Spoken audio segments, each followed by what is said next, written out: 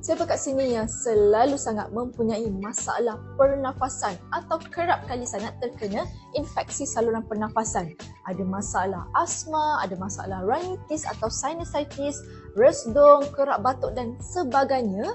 Okey, jangan lupa sekarang di Andy Spice Nafas dapat membantu untuk masalah-masalah siapa yang ada masalah paru-paru ataupun saluran pernafasan. Jadi you all tak perlu risau dah nak dapatkan apa-apa rawatan ataupun nak cuba mengawal masalah tersebut. Tapi sekarang dah ada di Andy Spice Nafas. Dapatkan sekarang untuk pernafasan yang lebih baik.